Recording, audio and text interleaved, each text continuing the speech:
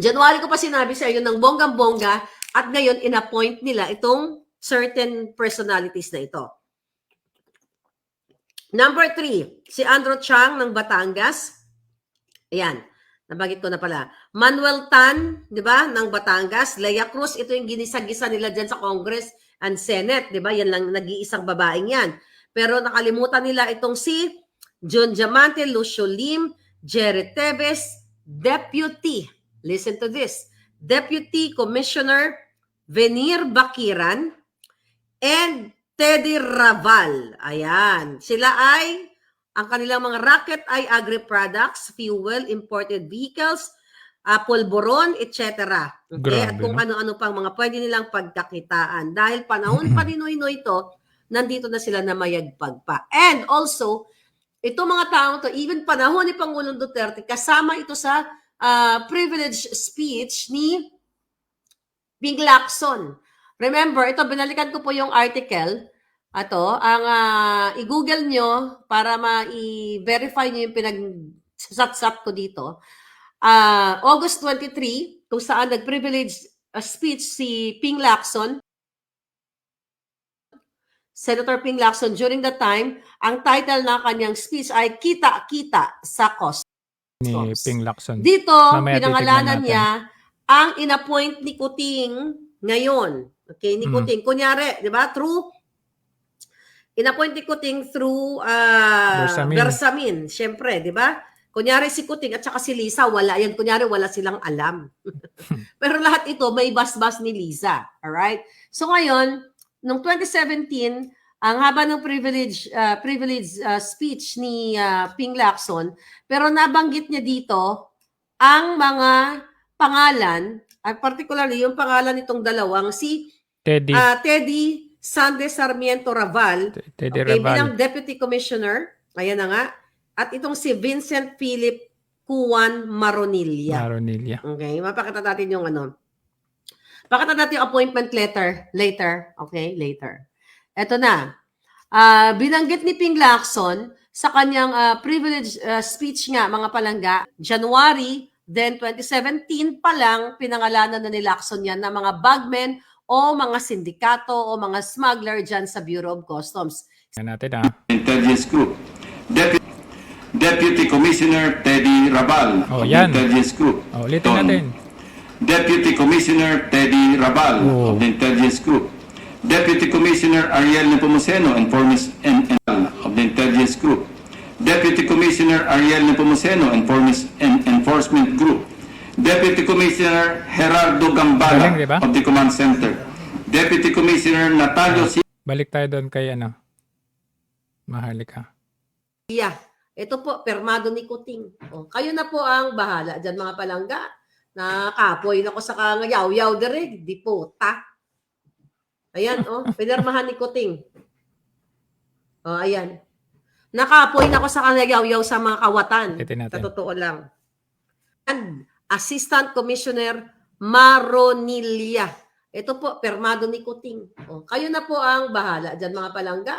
Nakapoy na ko sa kangayaw-yaw direk. Di po, the third of the revenue collection. Nabanggit na yung Teddy, Teddy Raval, Dito naman, Maronilla. Or RCM. For the district collectors and officers. Ayan na, si Maronilla. The following names were mentioned. Collector Jet Maronilla of the MICP. Collector Rhea Palayaw yun, Jet Maronilla. Gregorio of the POM. Collector Edgar Macab. So, ang tanong, bakit na-appoint itong mga smugglers na ito? Pinangalanan na ni former Senator Ping Lacson. Tingnan natin to kung saan pakinggan na ito kasi yung supposedly na hearing sa Congress with regard to Michael Ma, hindi natuloy. Medyo may pagkahalong ano ho ba yan? Sarcastic, pagiging sarcastic o cynicism na bakit all of a sudden kinansila last minute yung hearing ng Committee on Ways and Means. Para lang humaintindihan ng taong bayan, bakit ho kayo medyo natatawa at ang reaksyon po ng inyong mukha ay parang may laman? Hindi naman. Medyo nagulat lang ako kasi naka-ready na kami kung ano ang aming mga itatanong doon sa mga taong pinangalanan. Mhm. First time na nangyari kasi na sa hearing ay merong inimbitang mga tao na may possible involvement sa smuggling. At ako ngayon nagpasalamat kay Congressman Swansing.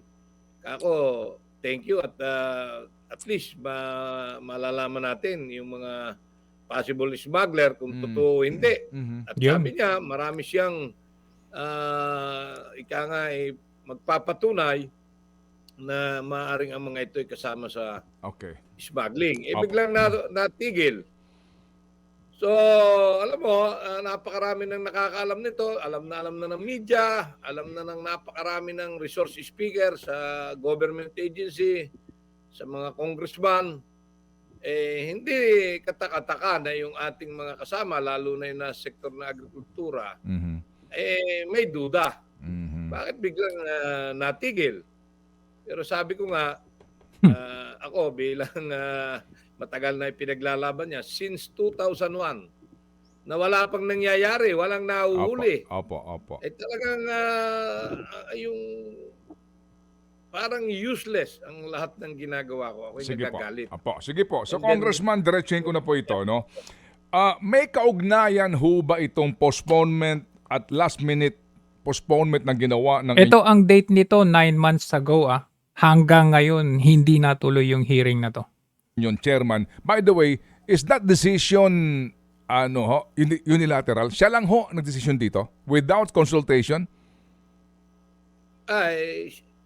Ako naniniwala na kanyang desisyon yon. Sa kanya lang po ito. Opo. Hindi naman tayo tinanong. Walang, nagulat na nga lang ako. Gumising pa ako ng alas 5 ng umaga dahil kailangan nandun ako ng 8 para ihanda pa yung mga kulang do sa aking papeles na nagagamitin para sa pagtatanong. Okay.